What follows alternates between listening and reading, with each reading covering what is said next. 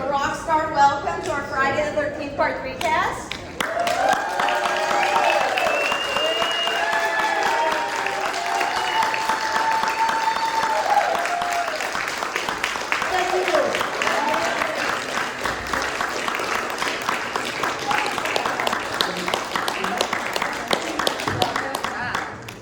I'm coming to Phoenix again.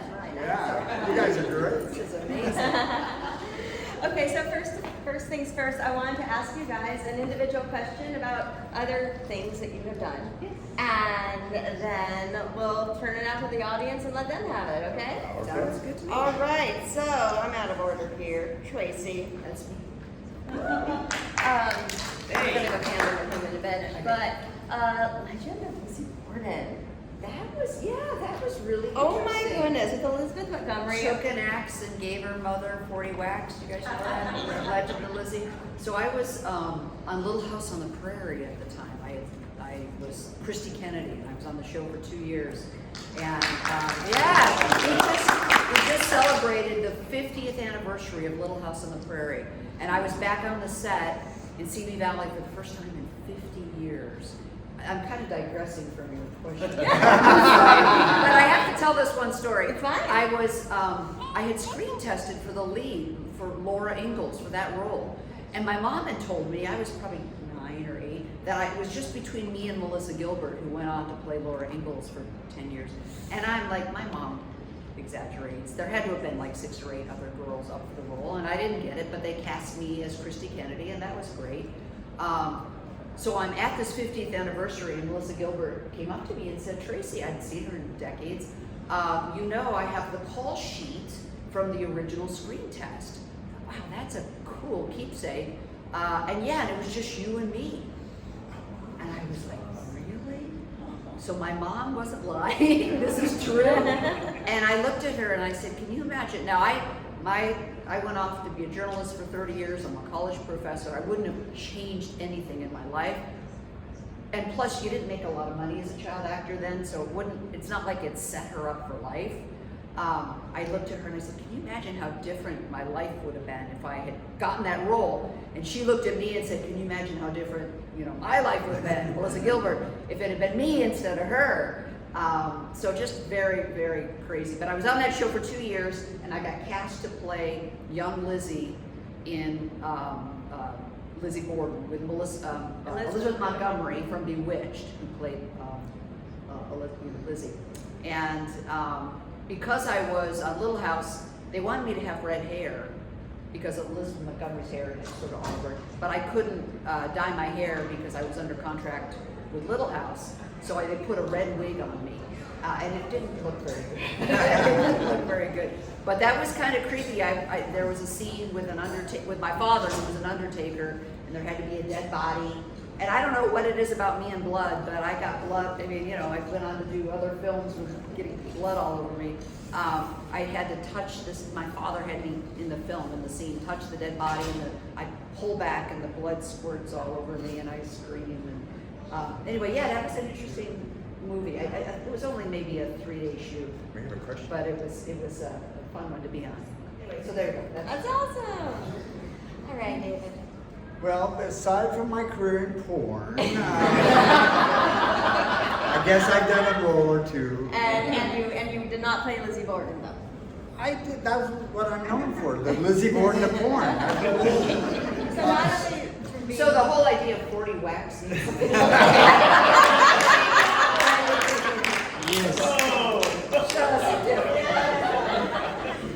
Okay, but then I've done other work. Yes. I guess the biggest other credit was I was on Grimm. I had a guest starring spot on that one time, and the funny story for me about that, I played like Tracy here, who gets blood all over. I died in Grimm as I died in this film. I guess that's what they like in me. But I lost my train of thought. Oh well, yes. Grimm blood. Yeah. No, my character got killed and then frozen to death. So what was fun is I actually got to be, it was shot in the streets of Portland, and I got to be right in the middle downtown where people were going to work and everything, and being lying on the floor dead. That was fun. Different. And aside from being a very talented and funny actor, you're also a funny stand-up comedian. I have done stand-up for about 10 years. How did that start for you? Well, I live in Seattle, and I moved from LA to Seattle. By the way, just a real quick aside, Tracy's mom was my agent before we got this film. So I've known her for a long time. What was the question? Stand-up, when did that start? Stand-up, How? yeah. Why? So I went to Seattle, and I had a 5-minute idea, and I just, I wanted to see if I could try it. So I took a class, and then it culminated with performing at a club, and the owner said, keep coming out. And so I did for 10 years. One of the jokes I wrote, I'll just do it here. So, and it applies, because you look like a great crowd, and you look intelligent, but looks are deceiving. So let's see, how many people by hands read anything? Okay, quite a few. Well, the reason I bring it up is that there was an article in my town that said that the population of people who read anything is getting smaller every year. And the consequence of that is, I didn't finish the article, it's so long, but I didn't look at it. Okay, guys, hey.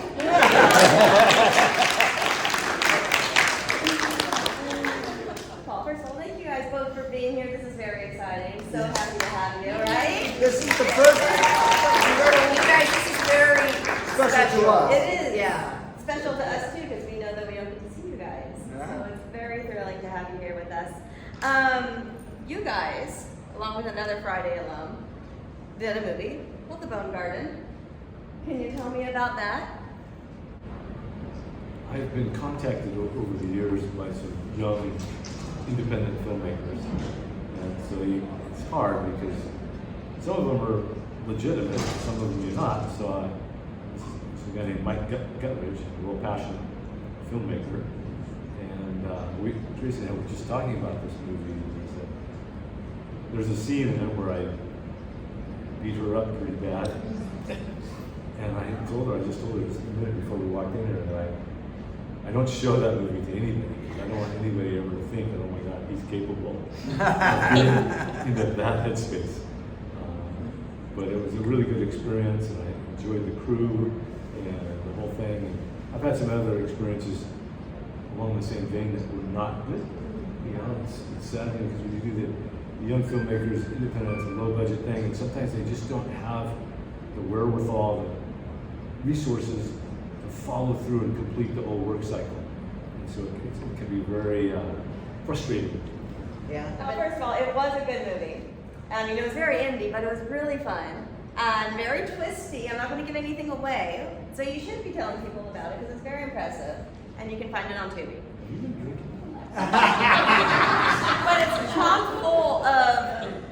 Clearly, the person made it was a big horror fan. So Mike Guttridge was an editor at NBC News, and I worked for NBC News Really? for a decade, and we would work together. I'd bring my stories in from the field, and I'd go into the editing booth, and Mike would put them together. It was a union station. I couldn't edit my own stuff, but Mike did. And I would go into this booth, dark room, and I just knew him from work, and he would start reciting lines from Friday the 13th. And this was 25 years earlier or something, and I'm like, is this guy? Don't close that door, just leave the door open in case I need to leave. So I knew Mike for years and years and years, lovely, wonderful guy. And when he wrote the film and said he was bringing you in and other Friday the 13th cast Rob members. Nolte was in it. Yeah, it was amazing. For this guy to pull this off, Yeah. was pretty incredible. And you played a very interesting character with a very interesting arc, and I loved it. So that's all I'm saying. But it was clear that he was a horror fan. Your dog's name was Jason. Yes. The cook's name was Annie. Okay. And there was a few Myers, Halloween 2 references in there as well. So watch it. There's Easter eggs all over. It's so fun. Last but not least. I've been called special before. Never least. But as Paul was just disparaging me in his last, I finished Friday the 13th Part 3. I went back to Ohio as a young filmmaker and made a movie called It's Only a Movie. It sat in my closet. I wasn't going to show it to anybody for 40 years. 40? For 40 years, my daughter Colette O'Brien, pulled it out, re-edited it. It's called It's Only a Movie. She showed it to some friends. It's been shown in New York at all these different like independent festivals, and it's really great. So look on Letterboxd. That's amazing. It's only a movie, but it was Colette who said that 20-year-old guy who made that movie didn't finish it. So 40 years, not just 5. It took 40 years to finish Kevin, it. that's an incredible story. But That's a it's great story. do you know what's really cool for you guys, other than me? Andy Robinson, he killed me in Barnaby Jones. He like picked me up over the desk, threw me, broke my neck as Kit Niven sat by horrified. And Barnaby's daughter, Bonnie Ebsen, who was on every year as a special guest, she was a songwriter at the time that year. So she was a song. Anyway, so yeah, Andy Robinson killed me in Barnaby Jones. I guess that's a theme. They keep wanting to use us to die. Speaking of dying, I'm a big Warlock fan. Like, I love it so much. Warlock is fun. It's another Steve Miner film. Yes, it's so much fun, and the late great Julian Sands, just a great movie, and you were hilarious in it. You Thank were one of you. my favorites. Tell me about your experiences of working on it. John Fury was a friend of mine, and then John did part 2, and actually, they didn't know whether Friday 3 was going to be another Friday movie or if they were going to do the Halloween thing, just a whole different story. So they were reading scripts, and John introduced me to Steve, and then I pitched him this script, which was It's Only a Movie, which I went and did the next summer, and he didn't go for it. But we became friends with John.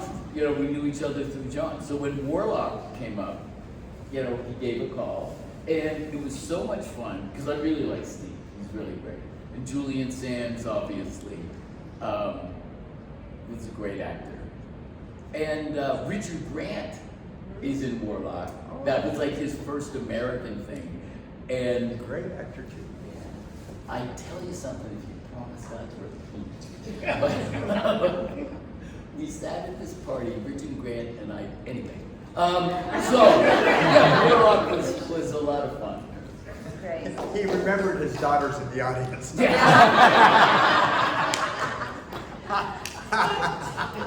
Do we have Richard any Grant audience is really her questions? father. She doesn't know. We'll get you in the back. How many different endings were there to part 3? No. I don't know that we know. Maybe there. It was supposed to be, I don't know, Larry Zerner is our, who Yeah. played Shelley, has more knowledge about the movie and the franchise of anyone. He's- Encyclopedia. Yeah, he's the mayor of part 3. But if he were here today, he would be able to answer that question. I think there were 2 endings, right? I mean, But if you all come up to Indianapolis in 8 days, Larry will be there. We can get this answered. yeah, yeah. As far as I know, there were 3 endings to the There you movie. go. Okay. The first one was when Loco gets the pitchfork. The second one is when he's thrown off the barn onto Ali. And the third ending is when he's dropped from the tree by a rope. Those are the 3 endings. For me, anyway. Oh, maybe, there are other people in film. Oh. Whose idea was it of the mask?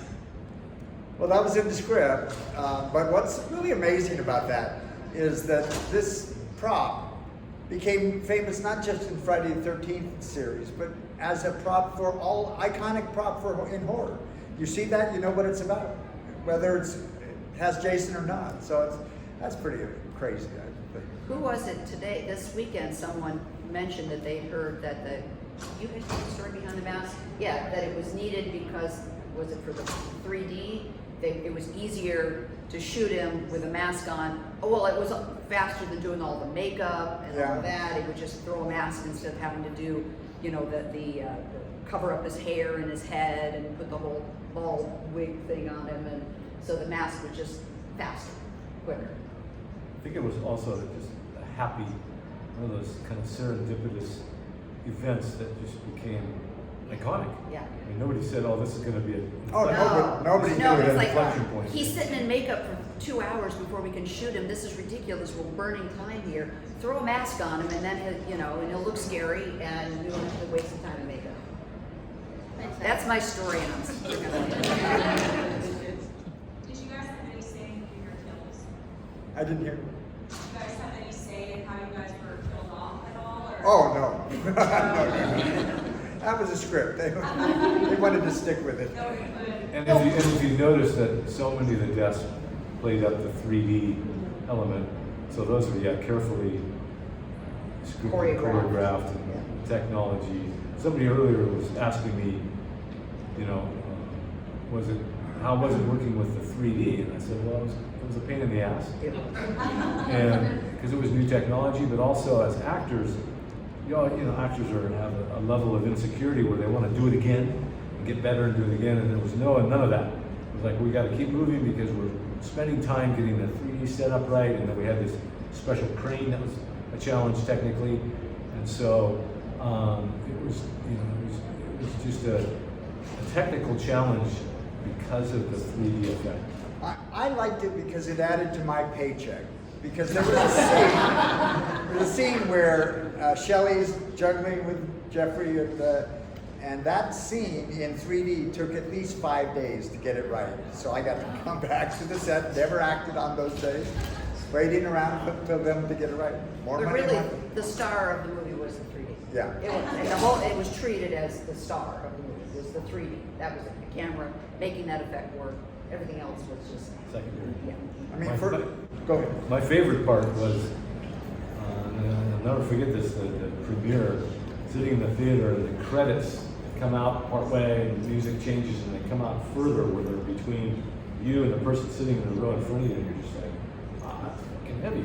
I just really enjoyed that so much. That was a really unique aspect. And to this day, whenever I watch it, even on television, where I'm like, man, that was really an amazing choice in the way they budgeted that, because by part 3 these are B movies that make A money, as they say, and by part 3 they knew they had a franchise on their hands, so they dumped some money into part 3, not only for the 3D but just all aspects of it, and you can see that now it's done. It was the highest grossing 3D film of its time at the time. When it was over,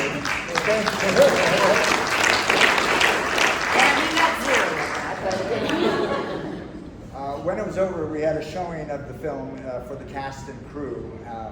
I'm a little older than these guys, so my take was I went much older. Yes. Small. I went up to Steve Miner and Frank Mancuso, the producer, and I said, "This is not a good film." And they said, it's named Friday the 13th, and it's the first time there's been 3D in 20 years. It's going to make so much money, we don't care. They were right. But it has become a real fan favorite.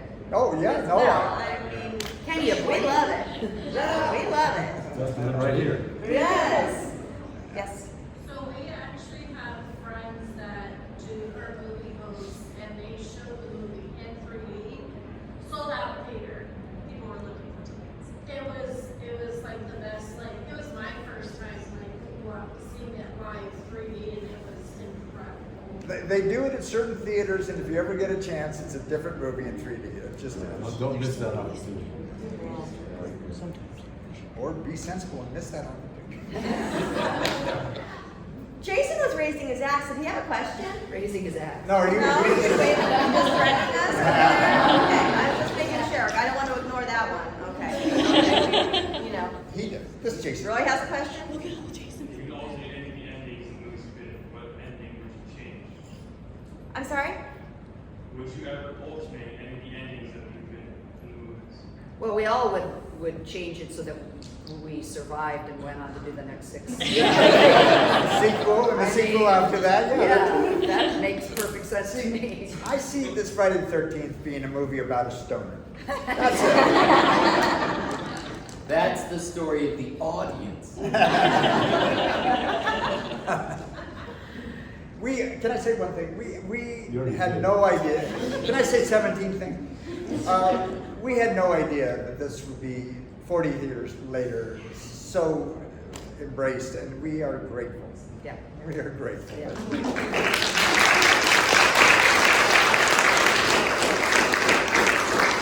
I know we gotta have more out there. Come on, don't be shy. Yes. You guys seem to be very knowledgeable about indie horror as well, and as big franchises. And I was wondering if there's like some little gem movie that we should look out for that you guys love that maybe the general public hasn't seen, something that you sought out in the genre that's really cool, or a director to look out for. We learned from you guys. I learned everything from you guys. I can recommend a gem. It is not new, but if you've never seen Audrey Hepburn in Waiting Till Dark, that'll scare the hell out of you. Good movie. It's funny you say that because I was telling someone earlier that when I went in to read for this part for Friday the 13th, kind of shortened it, but I came in and Frank Mancuso Jr. and Steve Miner, the director, were there. And they told me the day before, I said, when you come in, this guy's, he's not a city guy, he's a country guy. Maybe like a carpenter or something, so don't come dressed in nice clothes. Just kind of try and do your best. So I came the next day and I was wearing jeans, work boots, had a parka on, and I carried in a big 2x4. And I had a power saw with me, and I walk in. Did you really? Yeah, and they just went, wow, this is so cool. So anyway, I read for them, and everything was going really cool. And then they said to me, Frank Mancuso Jr. says, he goes, so, because at this point the movie title was being kept kind of hush hush. Crystal. It was called Crystal Japan was the working title for this film. We didn't know immediately that we were going to be on a Friday the 13th movie. I have the original script that still says Crystal Japan. Yeah. Anyway, we complete this thread. Yeah. So Frank Mancuso Jr. says to me, he goes, so this is Friday the 13th. What do you think of, Friday the 13th Part 1 or 2? And I said, you know what? I don't like these kind of movies. They're not my kind of movie. I don't follow them. I don't watch them. And they look at each other and go, fuck. But honestly, I think they appreciated that I was being honest. Yeah, I really. wasn't trying to kiss up to them and say, oh yeah, this is my. So to answer your question, I've never seen any other horror film. Well, so, I know that's shocking to you guys, but it's the truth. They're gonna want their money back. I might be enamored. Did you watch Bone Garden? I did once. And you scared yourself? Well, yeah, my character was really evil. Yeah, he was. He was brilliantly evil. So you guys mentioned as far as like Friday the 13th being known for what it's known for, it's iconic, and also, but you also mentioned that during that time that it was filming, it was a pain in the ass as well. So did it ever leave room to actually to have that fear, to be scared during that making of what it's known for? No? Are you saying, While you're shooting it, you know what I were mean? we scared? You're right. No, During that her movie, question was was, there any room were for that? we scared when we shot this film in any of the scenes? And no. Every death scene, I mean, I know mine, and I'm sure yours took a full day to shoot. Yeah.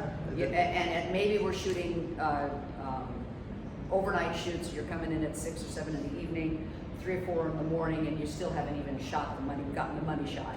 And it was all day to shoot. Okay. I had a very creepy experience because for my, the squeezing the head and the eye coming out, they had an upper body mold. And so I did that like 2 months before filming. The whole experience of that. But during like you said, when we were shooting it, it was nighttime. And at 3 in the morning, they wheel this thing out on the platform, and it's a replica of me that exactly looks like me. It's 3 in the morning, we're out in the mountains. All you can hear is the sound of the insects. And it's just like, this is really bizarre to see because nobody's ever seen something that's you, like a model of yourself. It's very uncanny. So that was kind of a creepy moment for me. Creepy, but maybe romantic. Well, romantic. They made a replica of my chest for my from my waist up to my neck, and it was a foam rubber replica of my torso for my death scene. And they made 2 copies of them, and I got one, and I super glued lace around the edges of it and sent it to my then fiance. Because he lived in Michigan and I lived in Los Angeles, and it was a pillow with my full. Oh, that is romantic. And now it's available on eBay. $1.5 million. I didn't marry, I broke up with him 6 weeks before the wedding, so I think the torso ended up probably in the trash. I think she said, if you can't love my plastic torso like me, I don't want anything to do with it. He mentioned not, seeing himself and how odd this is. I don't know if you're Cronenberg fans, but Indy, his son Brandon made a movie called Infinity Pool, if you've ever seen that, which has this I like ideas. It has this really interesting idea of actually replicating yourself and seeing yourself as a double in the infinity pool. Anyway, his recommendation. Go ahead. Yes. With it being such a important, timeless movie that generations watches, has been out, is there any crazy stories you've had just in your regular life where you said the editor would say the quotes or this or that, where you're out in your regular day life, just 15 years after the movie came out and somebody obviously recognizes you and says stuff? I have a story for that. Okay. Go. I was a journalist with NBC, broadcast journalist, and I was covering the O.J. Simpson trial. And I got subpoenaed by the defense team to testify in the trial. And because I'd been breaking news stories about the evidence, and the defense team wanted me to get on the witness stand and reveal who my confidential sources were. And of course I wasn't going to do that. You have the Shield law protection. Reporters have the right to keep their sources confidential. So this was in 1994, 1995. The movie was shot in 1982. So years later, I'd had a career. I worked in the Midwest and then LA as a broadcast journalist. The National Enquirer wrote a story, topless news reporter, to testify in the O.J. Simpson trial. So Oh my God. that was a connection between my Friday the 13th when I was a kid to 15 years later, 12, 13 years later, covering the O.J. Simpson trial. Topless news reporter. And that's surprising because the National Enquirer is such a substantial Yeah. source of information.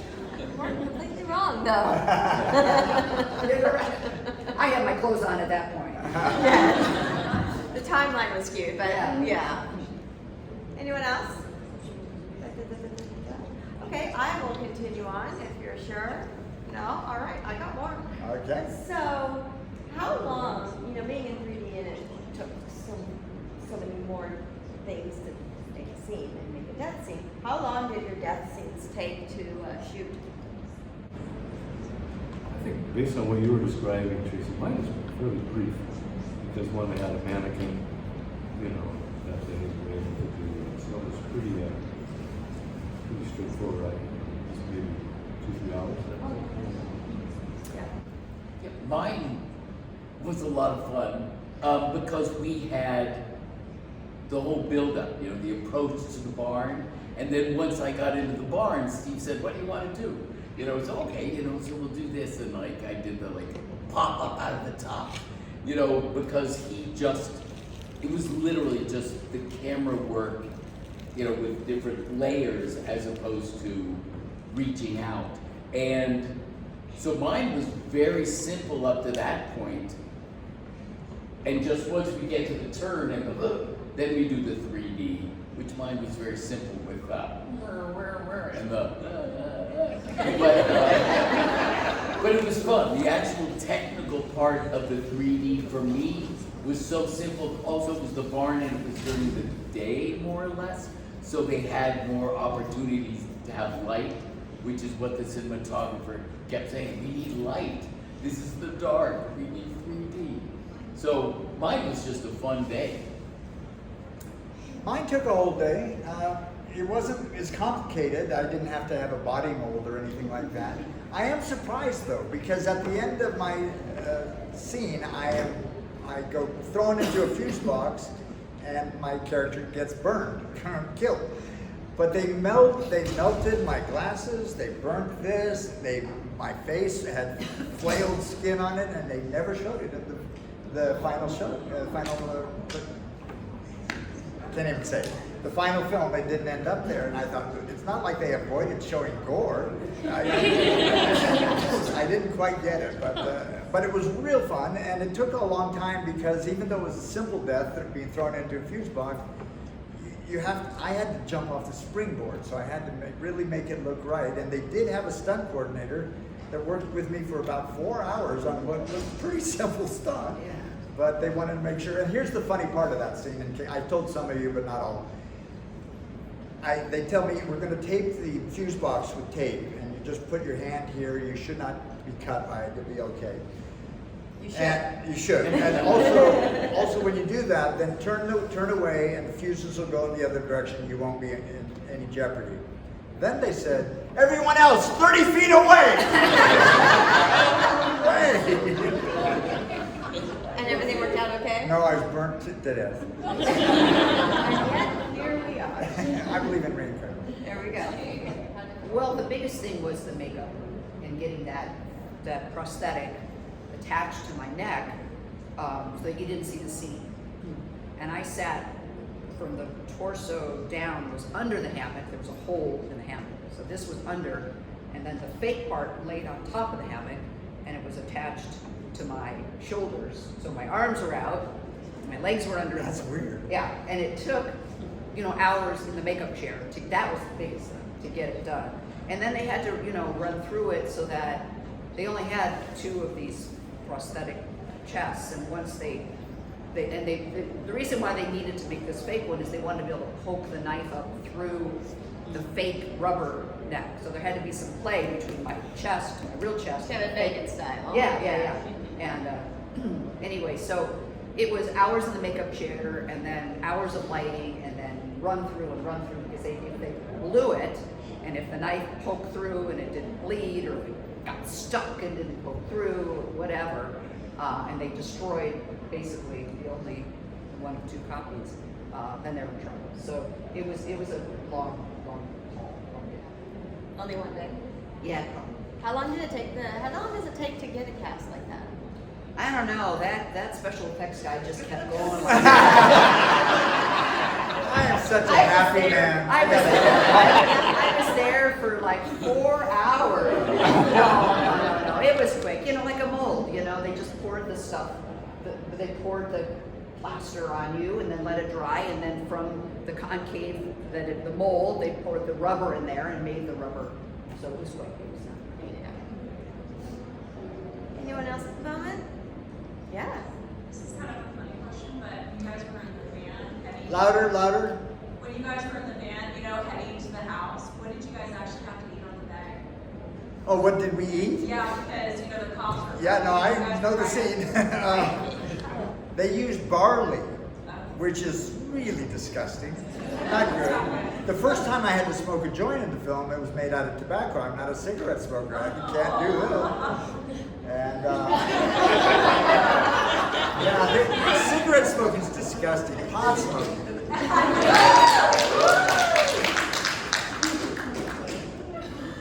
So barley.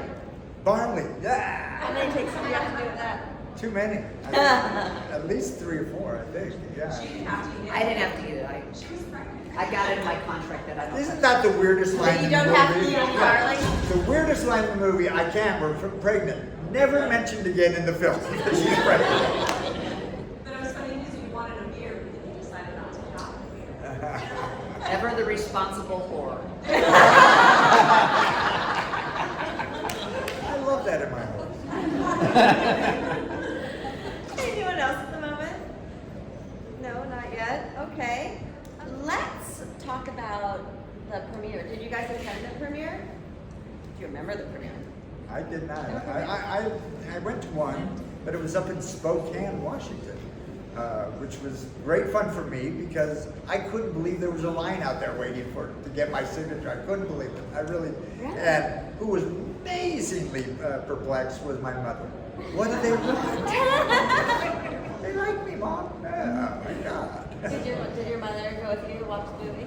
12 people of my family went to this movie, and like me at the time, that was a genre that they didn't embrace. And as soon as I died in the film, nice film, David. They left. They did. Friday the 13th of August, 1982 was the final morning of my shooting It's Only a Movie. And so I went to the local Columbus, Ohio theater where they had set up for me to do signatures. And I took my 6 youngest brothers. And I have a picture of like all my little brothers, like in a line, like with all their 3D glasses. Oh, That was my premiere. That's cool. That's a neat story. You nothing? No? I was living in Michigan with the then fiance, Yeah. and we saw it in a little. Who still has that incriminating? And we saw it in a small theater. I kind of just snuck. No one knew that was me. I just kind of quietly just watched, and then it was over, kind of left. It wasn't a big. It wasn't a big deal. My sister overheard in the restroom at that theater these 2 young girls and said, "Do you know who he is?" "No, I don't know who he is." "Well, we better get a signature anyway. He could be famous."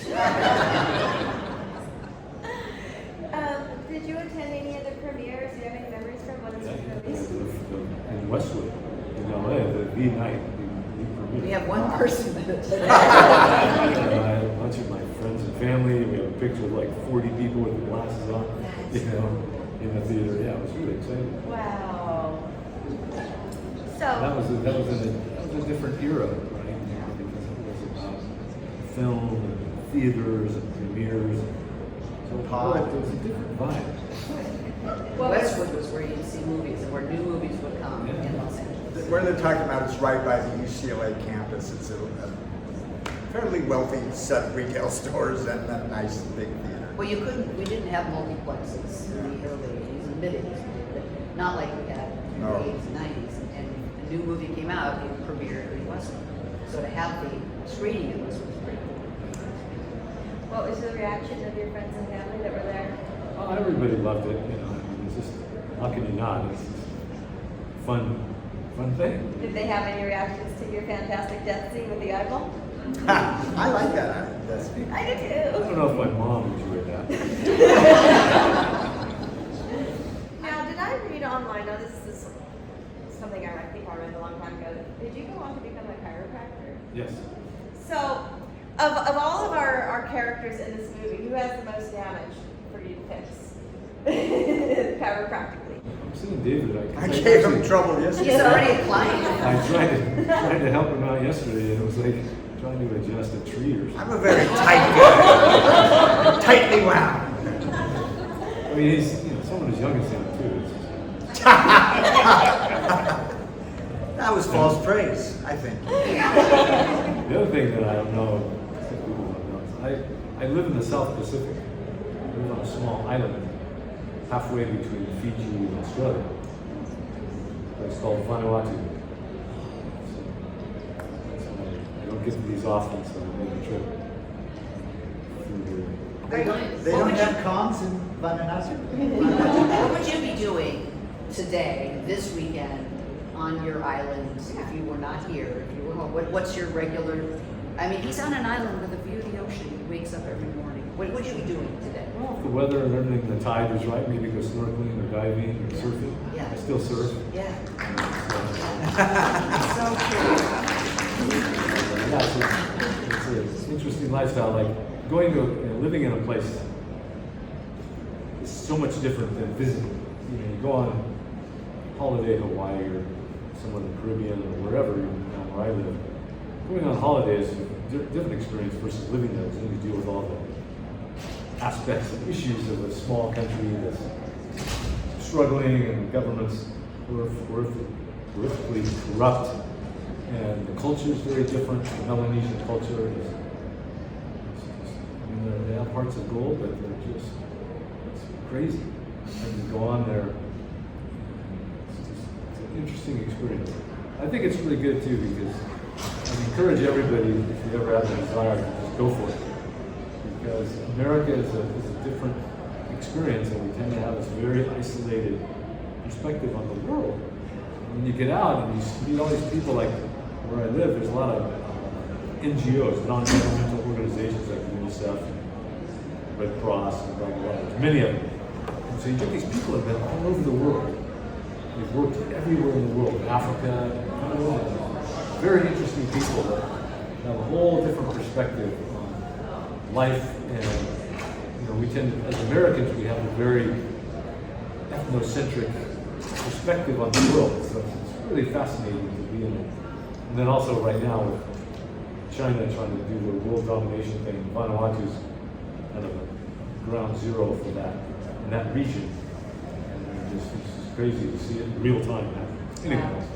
So bring it down, sir. No, I got one more question. So are you retired or are you like the island dog? No, I still work. That's part-time. awesome. That's awesome. And I teach yoga. Oh, there you go. So you guys, David and I and Larry Zerner we do these conventions 2 or 3 a year maybe, and we for the last 5 or 6 years. Yeah, we're Yeah, worse. but we're like family. Kevin has been in a few. He's family, and we have so much fun. We can't wait to get together. It's like family getting together, and we've been begging Paul to join us for years. Super rare. And he's going back to his island. And if you haven't come and spoken to him and said hi and had a picture taken with him, you're missing an opportunity because our manager, who we adore, has been hounding him for years. Please come, and he's here. And so we're thrilled to be able to spend time with him. And you're missing an opportunity if you don't go up at least and say hello to him. Absolutely right. He doesn't Absolutely get out. right. He doesn't get out the island. It's quite the journey to get here. Yeah. Have you had a great experience? Have we come to you? Will you be back? I had a tough Lie. I had a tough journey here as I kind of came here and started getting an intestinal thing happening. So it's just kind of like, well, I can't, And so, but no, it's been a great experience. Like I think we were alluding to this earlier that Friday the 13th fans, or horror fans in general, Friday the 13th fans in particular, you guys are an amazing group of people. You're absolute wackos, but you're so sweet and kind. And this environment here is unlike anywhere in the world. I mean, you look around at different types of people and just how they look and how they choose to express themselves and all that. I don't think you can find this anywhere in the world, and there's no judgment here. That's what I love about this group of people. I love it. Absolutely love it. That's a testament and a compliment to you, and so in that respect, it's just a joyful experience to be here and to be in an environment like this, because nowhere else in the world can you experience this, literally. And it's generational, you bring your children and then they bring their children. And I have 7, 18-year-old college students who come up to me and recite lines that I don't even remember because their mother and their grandmother took them to see these movies. And that's amazing too. This genre, the horror genre, is so unique in that you get generations after generations who are absolutely as loyal as you can find. 40 years ago, we never anticipated that there'd be this interest now. And it happens because they pass on this interest to their children. And it's just fantastic. Keep doing it. Did you want to add anything to that, or just echoing it all? Echo. Yeah, someone just said grandchildren. How many are kids of horror fans or grandkids of horror fans? Mother is an orphan. Yeah, like we got generations, which is. My grandma got me hooked. See that? Yeah. And she had a house full of foster kids, and I was an only child until I was 13. And so I was always like wanted to hang out with her high school foster kids, right? 'Cause they were cool, right? And one day we rented Suspiria, and I'm like, ballet and witches, what? What? I was 8 years old. It was 1990, and I was like all horror all the time from then on. And your movie came not too soon after, so you were almost at the ground zero for me as well. You So were it's- 8 years old in 1990? So was he.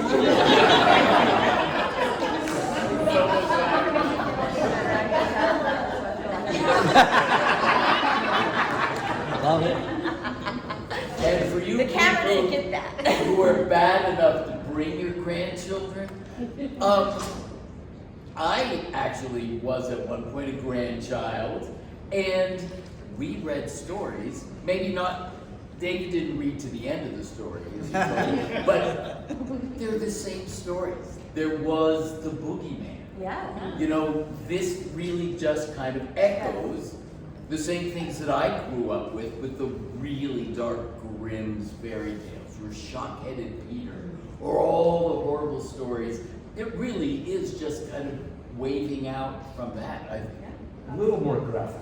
I don't know. Fairy tales there. Oh, yeah, Hansel and Gretel? Oh. You know, how many cannibal stories did we have as a kid? Hansel and Gretel, right? Well, then they cut the heart out and Snow White. You know, Bob put it in a box. Right. Like, oh my God. that was the gateway horror right there, right? Yeah. Yeah. And the 3 Billy Goats Gruff and the pitchfork. Wait, is there a pitchfork in that story? Anyway. It's a problem now. Yeah. Well, guys, please give it up for everyone, especially these kids.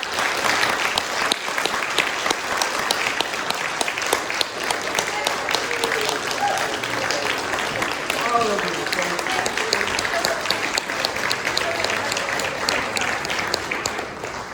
So I'll go to the front and take a photo. Okay. Taking the shortcut. We could get the 3 Jason.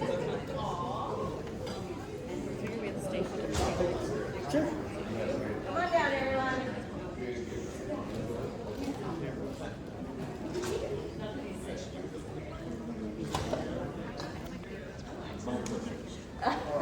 Probably keep that out of it. You don't have to worry about the camera.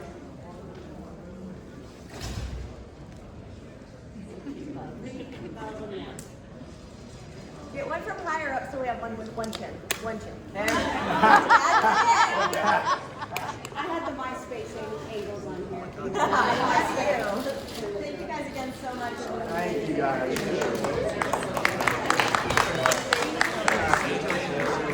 Do I like horror? Do I like dance? No.